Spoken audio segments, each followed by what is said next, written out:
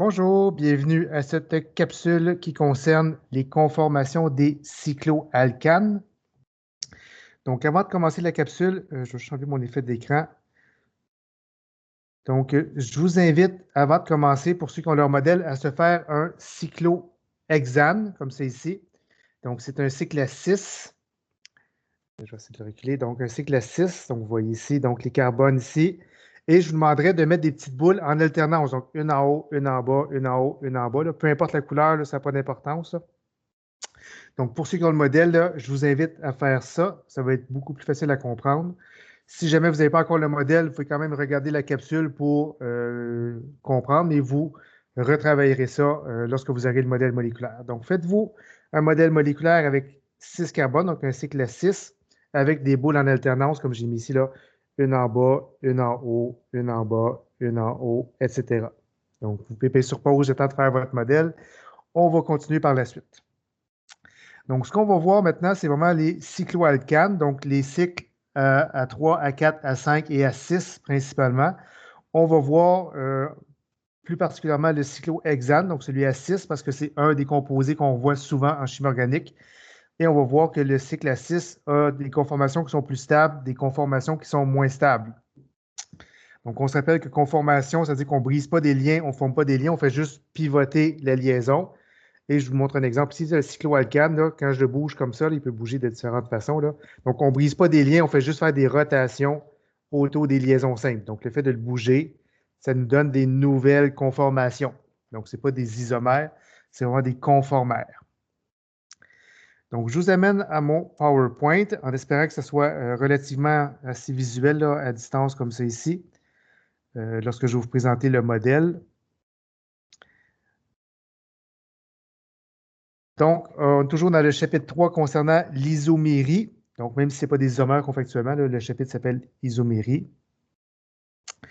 On est dans la section 3.4. Les sections 3.1, 3.2, on va y revenir plus tard. Donc, concernant les cycloalcanes et leur conformation. Donc, cycloalcane veut dire quoi? Donc, cycle. Alcane veut dire uniquement des liaisons simples, carbone et hydrogène. Donc, on va regarder, comme j'ai mentionné, cycle à 3, cycle à 4, cycle à 5, mais surtout le cycle à 6, donc le cyclohexane, qui est le plus important. Donc, un petit rappel de vos cours de maths du secondaire. Je ne sais plus si c'est secondaire 3, secondaire 4, enfin. Donc, pour connaître l'angle au sommet d'un polygone, vous utilisez la formule suivante. Donc, je vous la donne si jamais vous vous en souvenez pas.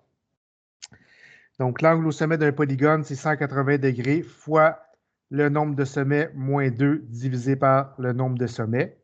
À ce moment-là, ça va vous donner l'angle que votre polygone a. Donc, n représente le nombre de côtés. Vous avez la formule ici. De sorte que si on prend le cyclopropane, donc propane veut dire 3, donc cyclopropane qui est comme ça ici, donc un triangle. Si on fait la formule pour trouver les angles au sommet, bien, on se retrouve avec un angle au sommet de 60 degrés. Un triangle équilatéral à 60 degrés. Par contre, imaginez que vous avez des carbones à chaque coin. Les carbones font 2 liaisons, donc il vous manque 2 hydrogènes. Donc 2 hydrogènes ici, 2 hydrogènes là, 2 hydrogènes là. De sorte que les carbones à chacun des extrémités sont entourés de 4 groupes. Et on se rappelle que 4 groupes, normalement, ça devrait être 109,5. Donc, vous avez des carbones tétraédriques que vous forcez à former des angles de 60. Donc, je vais rester sur le cyclopropane. Donc, qu'est-ce qui va se passer? Je vais vous faire la démonstration. Je vous invite à ne pas la faire chez vous parce que vous allez voir que ce n'est pas très bon pour le modèle. Donc, j'imagine. Donc, imaginez, vous avez 3 carbones ici. Vous voyez, mes angles sont tous de 109,5. Et je vais faire un cyclopropane. Vous allez voir à quel point ça force. Je n'ai pas pris des bons bouts. Donc, je prends des bouts ici, là. J'essaie de les rentrer un dans l'autre. Donc, vous voyez, j'ai réussi à faire un cyclopropane, mais vous voyez que le modèle moléculaire pâtit pas mal. Donc, il y a de la misère. Donc, souvent, ce genre de molécules-là, c'est des molécules qui sont très, très, très réactives, là. Des explosifs peuvent être faits à partir de ça. Là, vous donnez une pichenette là-dessus, puis la liaison pète, puis ça explose. Donc, les cyclopropanes, là, dans la nature, vous n'en verrez pas, vous en verrez vraiment pas beaucoup parce que c'est très, très instable. Vous forcez un angle de 109,5 à aller vers 60 degrés. Donc, l'écart est vraiment trop grand. Donc, cyclopropane, pas très présent dans la nature. Si je continue, on va faire le même exercice avec le cyclobutane. Donc, cyclobutane carré. Si on prend la formule pour trouver l'angle au sommet, donc 180 fois 4 côtés moins 2 divisé par 4. Donc, on se retrouve avec des angles au sommet de 90. Donc, c'est déjà mieux. Donc, on passe de 60 à 90. Même chose. Donc, si vous regardez, imaginez que vous avez des carbones à chacune des extrémités. Il vous manque les 2 hydrogènes, de sorte que chaque coin a 4 groupes. 4 groupes, c'est 109,5. Donc, si on fait l'exercice avec le cyclobutane, donc vous avez vos 4 carbones. Normalement, c'est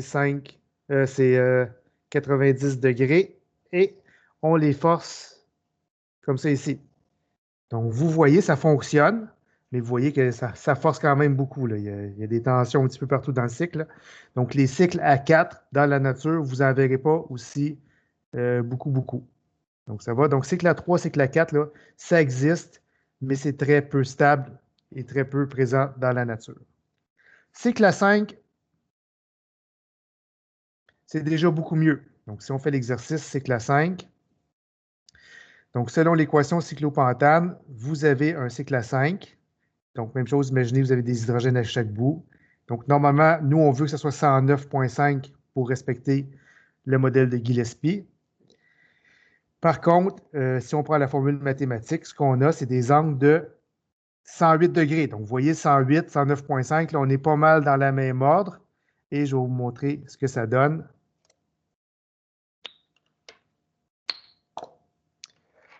Vous avez ça ici.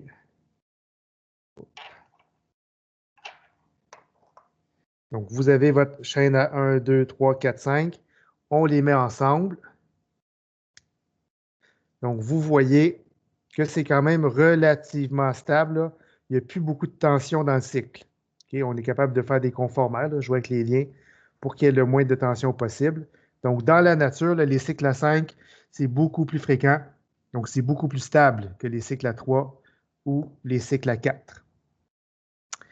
Cycle à 6 maintenant. Si on continue la présentation, en espérant que tout fonctionne bien. Donc, cycle à 6 qu'on appelle des cyclohexanes, comme c'est ici. Donc, vous avez 6 sommets. Imaginez que vous avez des carbones à chaque bout avec chacun 2 hydrogènes, donc 4 groupes à chaque fois. Selon la formule mathématique pour déterminer l'angle au sommet, on obtient un angle de 120 degrés. Donc, 120 degrés qui est plus grand que notre 109,5. Mais vous allez voir que si vous construisez votre modèle, bien, cycle à 6, comme c'est ici, comme ça. Donc, cycle à 6, là, donc vous avez vos 6 carbones. C'est relativement stable. Là. Vous pouvez le bouger aisément sans avoir peur de casser le modèle. Okay? Il n'y a vraiment pas beaucoup de tension. Là. Donc, les cycles à 6, ça se fait aussi beaucoup dans la nature. Les cycles à 7, 8, 9, 10, donc en théorie, on pourrait dire que ça se fait quand même bien. Le problème qu'il y a, c'est qu'il y a tellement de carbone qu'à un moment donné, il commence à se mêler, il commence à y avoir des nœuds. Donc, ce qu'on voit souvent dans la nature, là, c'est vraiment 5, 6, peut-être 7. Là, vous allez voir dans votre manuel s'il parle des cycles à 7. Mais 5 et 6, c'est vraiment les plus fréquents. Donc, donc, je vous invite encore une fois à prendre votre modèle. Donc, faites-vous un modèle à 6, donc comme c'est ici, un cyclohexane, et organisez-vous pour alterner les boules, une en haut, une en bas, une en haut, une en bas. Là. Ça va être utile pour comprendre ce qui s'en vient. Donc, je vais faire mon modèle comme il faut. Comme ça ici. Donc, j'ai tout fait comme il faut. Donc, il en manque une ici. OK. Donc, cyclohexane. On va voir maintenant comment le dessiner et voir les conformations. Donc, vous avez votre cyclohexane. Pour l'instant, je vous invite à l'aplatir complètement. Là, vous ne voyez pas, je ne sais pas si je tourne ma caméra. Donc, aplatissez-le sur votre table. Là. Mettez-les vraiment à plat, là, de sorte que vous auriez normalement les 3 boules qui touchent, 3 boules en haut, comme c'est ici. Donc, j'ai demandé pour une caméra, mais plus portative. Pour l'instant, je ne l'ai pas. Donc, on continue. Donc, en réalité, il y a les cyclopropane, cyclobutane. Eux autres sont instables. C'est ce que j'ai mentionné tantôt. Donc, on veut des angles de 109,5 et on a 60 à la place et 90. Donc, cyclopropane, cyclobutane, c'est des molécules qui sont instables. Donc, souvent qui sont explosives.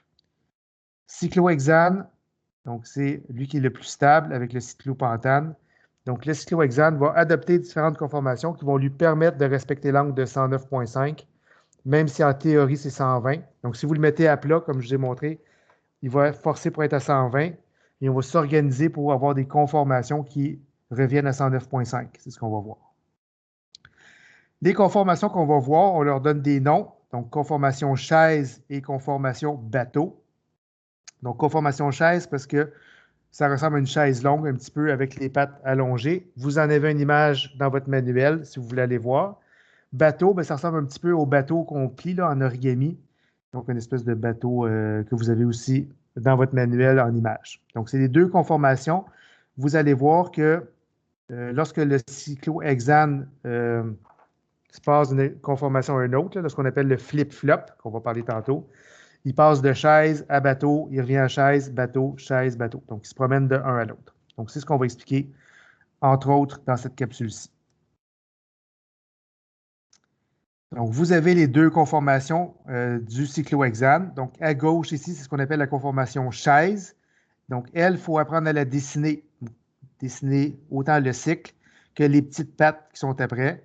Conformation bateau, bon, c'est une étape de transition entre les deux chaises. Donc, elle, vous n'avez pas besoin d'apprendre à la dessiner. Vous les avez dans votre document résumé du chapitre 3. Là. Donc, ce qui est important d'être capable de dessiner pour vos notes de cours, c'est vraiment la conformation chaise. Donc, soit la patte par en bas à gauche ou on va voir l'autre, la patte par en bas à droite. Donc, la conformation bateau, on va la voir, mais vous n'aurez pas à la dessiner comme telle. Donc, c'est les noms. Dans la conformation chaise, c'est ce qu'on appelle une conformation décalée. Donc, pourquoi on appelle ça décalée? Parce que si vous regardez chacune des liaisons carbone-carbone, donc supposons que vous vous mettez ici, là, vous regardez carbone-carbone, vous allez voir que la patte du haut n'est pas proche d'aucune patte du carbone voisin, puis la patte du bas non plus. Donc, c'est comme si les deux pattes qui sont ici sont décalées par rapport aux pattes qui sont ici. Les deux pattes qui sont ici sont décalées par rapport à ceux-là. Donc, même chose ici. Tandis que dans la conformation bateau, on appelle ça une conformation éclipsée, parce que si vous faites le bateau, ces deux pattes-là sont vis-à-vis ces deux pattes-là. Ces deux pattes-là sont vis-à-vis ces deux pattes-là. Je peux peut-être essayer de vous le montrer. Là. Je ne sais pas c'est quoi la capsule précédente. Ouais. Donc, comment on fait pour voir la conformation chaise? Donc, c'est celle qui est importante pour l'instant.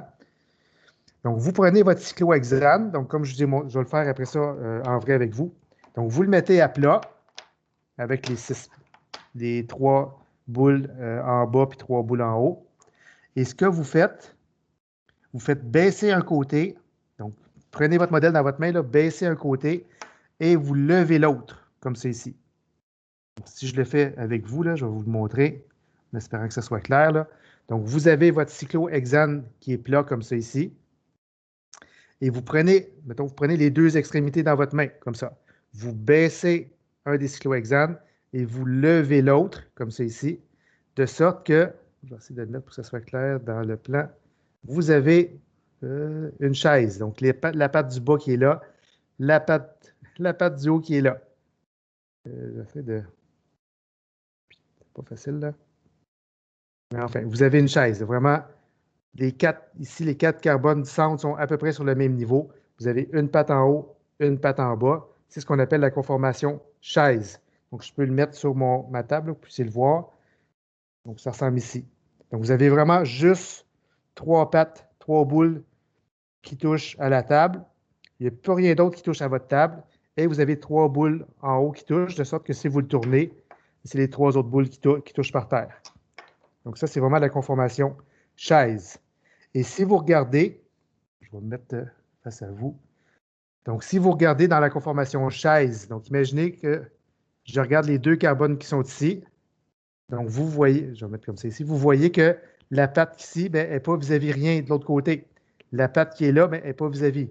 Donc, je préfère le même exercice pour les deux carbones, donc je vous invite à le faire. Donc, vous voyez que les liaisons sont toutes décalées les unes par rapport aux autres. Donc, ça, c'est ce qu'on appelle la conformation chaise. Et cette conformation-là est une conformation décalée, donc beaucoup plus stable. Conformation bateau, si vous voulez le voir, là, vous prenez les deux extrémités, puis vous les montez vers le haut. Donc ça vous donne la conformation bateau. Et vous voyez que si vous mettez deux carbones vis-à-vis, comme ceci, là, sont éclipsés. Donc ces deux liaisons-là sont vis-à-vis, ces deux liaisons-là sont vis-à-vis. Donc je répète là, je vais le faire avec vous devant vous. Donc pour faire la conformation chaise, vous mettez votre modèle à plat complètement. Vous prenez deux extrémités de votre modèle, vous en baissez une, vous montez l'autre, ça vous fait votre conformation chaise. Si jamais vous voulez avoir l'autre, c'est ce qu'on va faire tantôt, là. Donc, vous avez une conformation chaise. Si vous voulez avoir l'autre, vous faites le contraire. Donc, celle que vous aviez baissée, vous la montez, ça fait bateau, et vous descendez l'autre. Donc, ça, c'est le flip-flop. Monte, descend, monte, descend, monte, descend. Donc, c'est peut-être pas si évident que ça là, à l'écran. J'espère que ça va être clair pour vous. Sinon, ben, on fera un petit résumé au prochain cours. Donc, si on continue la présentation, donc le cyclohexane, ce qui va se passer, vous partez de votre modèle qui est plat, vous baissez un côté, vous montez l'autre. Ça vous donne ça ici. Vous voyez, votre chaise est comme ça ici. La patte en bas, imaginez que vous avez un corps allongé, puis vous avez le dos de la chaise qui est là, avec les pattes. Donc, ça, c'est conformation chaise. Donc, maintenant, vous devez savoir comment dessiner cette chaise-là, donc celle qui est à droite, là. Vous devez être capable de la dessiner. Donc, voici la technique. Elle est expliquée, je pense, dans votre livre. Donc, étape 1, vous devez faire deux lignes parallèles et décalées. Donc, vous pouvez le noter si vous voulez. Donc, vous faites deux lignes parallèles. Donc, je les ai mis en angle un peu, là. Vous auriez pu les mettre droites. C'est pas grave. L'important, c'est que ce ne soit pas vis-à-vis. Donc, vous ayez qu'elle soit décalée un petit peu par rapport à l'autre. Donc, même longueur, mais vraiment décalée. Donc, ça, c'est l'étape 1. L'étape 2, donc vous avez vos deux lignes parallèles qui sont là. Étape 2, vous faites des pointes. Donc, une pointe par en bas, une pointe par en haut, comme c'est ici. Donc, ça vous donne le squelette de base de votre chaise. Évidemment, si vous aviez décalé dans l'autre sens, vous faites la pointe dans l'autre bas, puis le haut dans l'autre sens. OK? Donc, il faut vraiment avoir une chaise soit à gauche, une chaise à droite. Donc, ça, c'est votre squelette de base. Maintenant, ce que vous devez faire, c'est alterner les lignes qui sont verticales. Donc, vous partez d'une pointe. Donc, la pointe d'en bas, vous faites une ligne par en bas. La pointe d'en haut, vous faites une ligne par en haut, puis vous alternez. En bas, en haut, en bas, en haut, en bas, en haut. Donc, ça, c'est ce qu'on appelle les positions axiales. Donc, qui sont dans l'axe, comme ça ici. Donc, qui sont verticales. Donc, ça, c'est les positions axiales.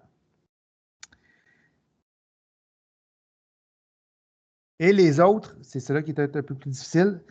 Donc, la ligne qui est dans l'autre sens, vous devez la faire parallèle, donc dans le même sens que deux liaisons avant. Donc, vous regardez, donc vous voulez faire celle-là. Donc, je m'en vais-tu par en haut, je m'en vais-tu par en bas, je m'en vais-tu par en dedans. Donc, vous regardez deux liaisons avant, ma ligne est comme ça, donc je la fais comme ça. Donc, même chose ici. Donc, vous voyez que ça et ça, c'est parallèle. Donc, vous faites cet exercice-là pour chacun des carbones. Donc, exemple, je ne sais pas lesquels j'ai fait après, là. Donc, celle-là ici, on voit qu'elle est parallèle à deux liaisons avant, ou même chose ici. Donc, celle-là et celle-là sont parallèles. Même chose pour l'autre. Donc, celle-là est parallèle à celle-là et celle-là. Donc, on fait le tour comme ça de chacun des carbones.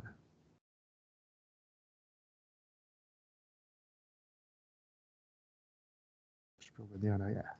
Ça va? Donc, ça, c'est votre cyclohexane dessiné avec les différents groupes sur chacun des carbones. Donc, évidemment, habituellement, c'est des hydrogènes, c'est cyclohexane, mais il peut y avoir des substituants. Donc, ça peut être le cyclohexane-ol, etc. Donc, ça, c'est votre squelette de base. Donc, il faut maintenant distinguer les positions axiales des positions équatoriales. Donc, tout ce qui est dans le sens vertical, comme c'est ici. C'est ce qu'on appelle des positions axiales, comme c'est ici. Touc, touc, touc, touc, touc. Donc, si je reprends mon modèle moléculaire, je vais vous le montrer ici. Donc, mettons que je fais mon modèle comme c'est ici, là. Donc, pour le moment, de la façon que moi je l'ai fait, donc j'ai baissé ce carbone-là, j'ai monté lui ici. Donc, ce qui touche par terre, les petites boules, c'est ce qu'on appelle les positions axiales. Même chose, si je le pivote, j'ai encore les positions axiales. Donc, dans ce cas-ci, les petites boules, ce sont mes positions qui sont axiales. Vous voyez là, comme ça.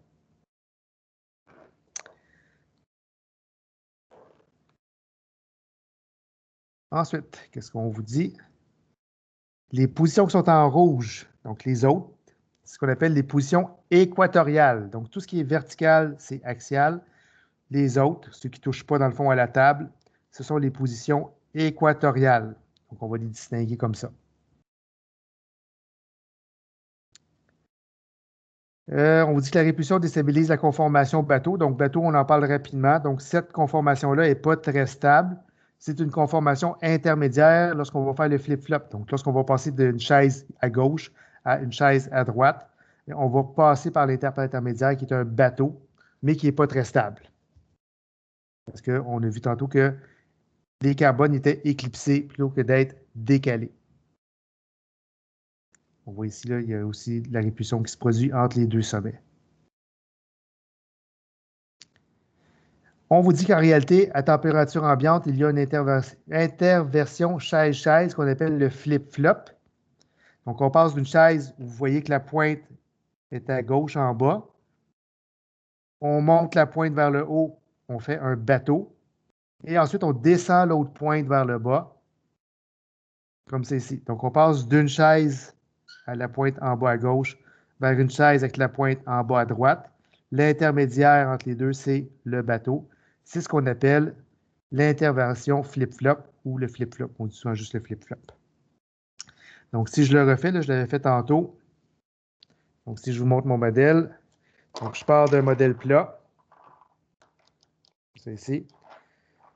Je prends une pointe, je la descends. Je prends une pointe, l'autre pointe opposée, je la lève. Donc, j'ai ma chaise comme ça ici. Le flip-flop, c'est quoi? Je garde celle qui est en haut dans les airs. Je prends celle qui est en bas, je la lève. Donc là, j'ai mon bateau.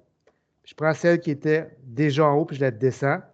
Et je retrouve une chaise. De sorte que ça fait chaise, bateau, chaise, bateau, chaise, bateau, chaise, bateau, etc. Donc, ce qui est important de remarquer, donc supposons que j'ai commencé en mettant cette chaise-là ici. Je vais vous le... C'est ce qu'on explique plus tard, là, je vais reculer mon modèle. Donc, vous voyez que dans la chaise que je viens de faire, les positions axiales, donc celles qui touchent par terre, contiennent des petites boules. Même chose de l'autre côté. Donc, ils ont toutes des petites boules. Par contre, lorsque je vais faire le flip-flop, regardez ce qui va se passer. Je ne sais pas si on voit comme il faut. Donc, je fais mon flip-flop. Donc, je prends la pointe qui est en bas, je la lève. Je prends la pointe qui était déjà en haut, je la descends. Oh! Mes petites boules ne touchent plus à terre. Si vous regardez là, les deux côtés. Donc, qu'est-ce que ça m'indique? C'est lorsque je fais un flip-flop, ce qui était en position axiale devient en position équatoriale, puis ce qui était en position équatoriale devient en position axiale. Donc, je vous invite à le pratiquer là. Donc, c'est une inversion des positions axiales et équatoriales lorsqu'on fait un flip-flop chaise, bateau, chaise avec le cyclohexane. Donc, c'est ce que je parle ici. Donc, vous voyez, il y a un flip-flop qui se produit naturellement à température ambiante. Donc, chaise, bateau, chaise. Et on voit, vous avez le dessin ici, que lorsqu'on fait un flip-flop, ce qui était en position axiale, donc qui est en vert, devient en position équatoriale. Et ce qui était en position équatoriale en noir devient en position axiale ici. Donc, le flip-flop permet d'inverser les positions axiales et équatoriales. Encore une fois, on n'a pas brisé de lien, on n'a pas formé de lien, là, ce n'est pas des isomères, c'est vraiment des conformères. Donc, lorsqu'on fait le flip-flop, on inverse les positions axiales et équatoriales. Donc, c'est ce que j'ai marqué ici.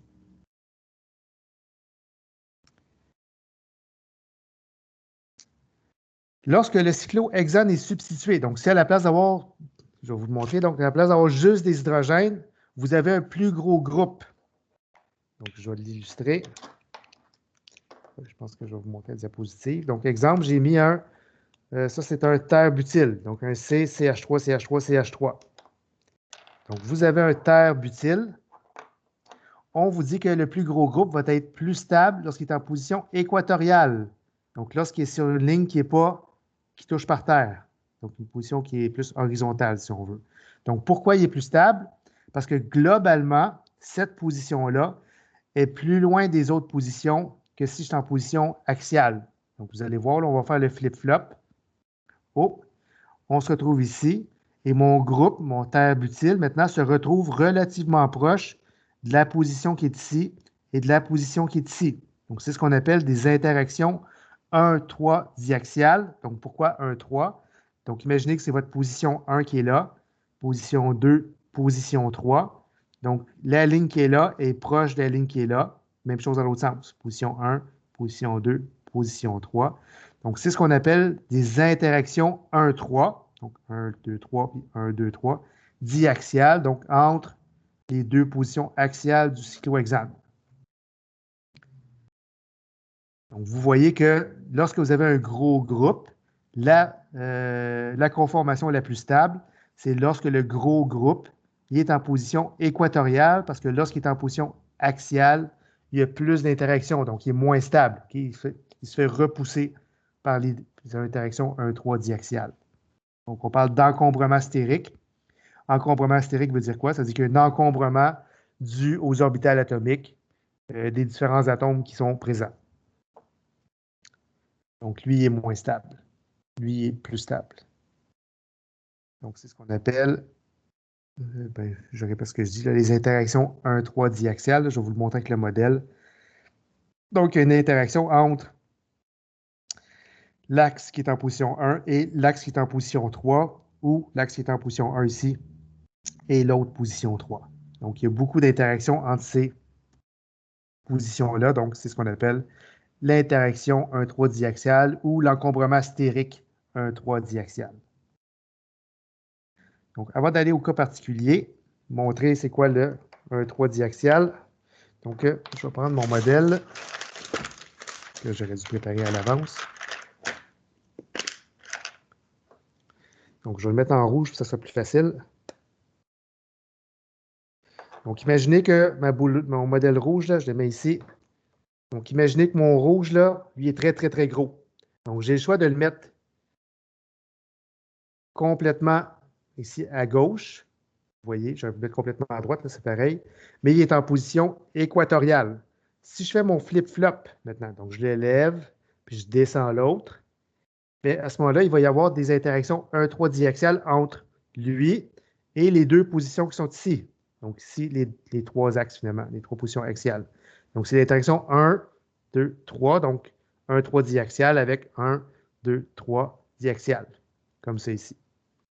Donc, si j'ai le choix entre cette conformation-là et cette conformation-là, si on vous demande laquelle est plus stable, bien, lorsque vous avez des gros groupes, ça se peut que vous en ayez plusieurs dans votre molécule, donc idéalement, vous mettez les gros groupes en position équatoriale pour qu'ils soient le plus loin possible. Donc, vous voyez que ça, c'est relativement loin par rapport à cette conformation-là ici. Donc, c'est ce qu'on dit de façon générale. On va voir un cas particulier tantôt. De manière générale, lorsque vous avez des gros groupes sur le cyclohexane, c'est toujours plus stable de le mettre en position équatoriale plutôt qu'en position axiale en raison des interactions 1-3 diaxiales. Ça paraît bien dans un souper avec ses parents, ça, de parler comme ça. OK. Donc, si on continue, existe un cas particulier, celui-ci.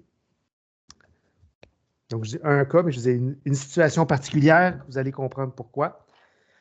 Donc, normalement, on pourrait dire que ça, c'est vraiment pas très stable parce qu'il y a beaucoup d'interactions 1-3 diaxiales. Donc, vous avez un gros, okay, les autres, les hydrogènes sont cachés, on ne les voit pas. Donc, vous avez quelque chose de relativement gros ici, en position 1, et vous avez quelque chose de relativement gros ici, en position 3. Donc, ces deux groupes-là auraient tendance, normalement, à se repousser beaucoup. Donc, ça aurait tendance à être très peu stable. Par contre, ce que ces molécules-là font ou qu'est-ce qu'ils ont de particulier que vous avez probablement, en tout cas, que vous auriez dû voir en chimie générale. Donc, si vous allez voir dans le chapitre 1, on parle de pont hydrogène. Donc, pont hydrogène veut dire quoi?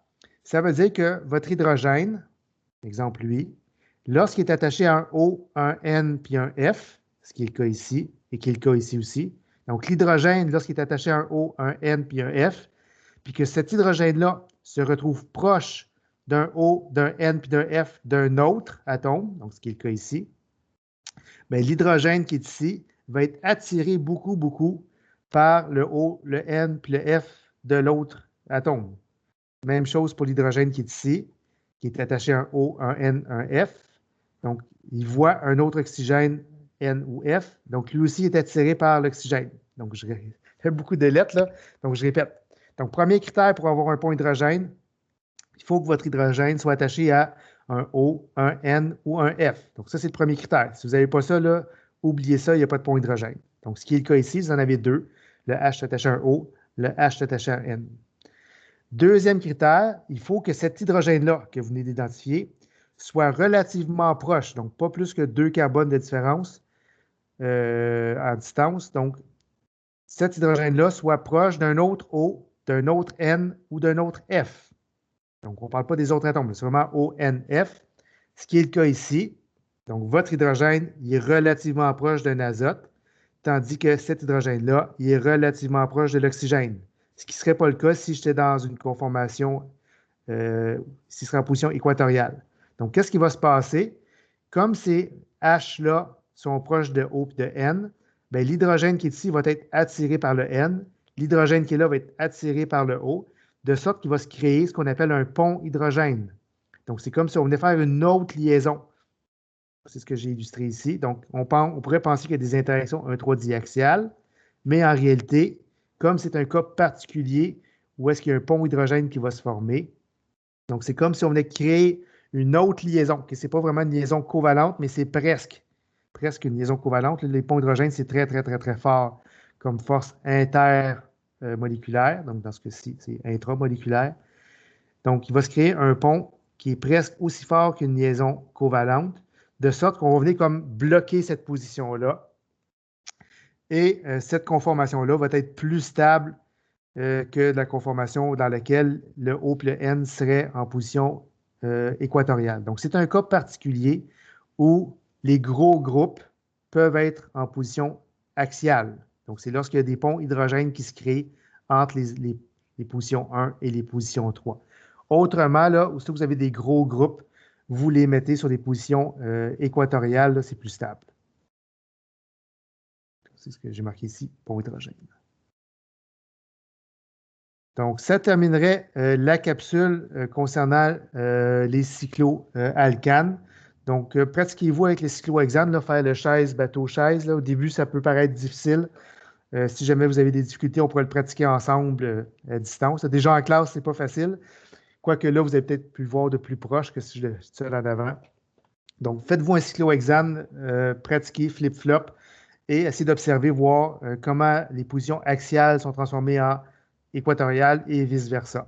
Donc, n'hésitez pas à me contacter si vous avez des questions. Ça va me faire plaisir de vous répondre.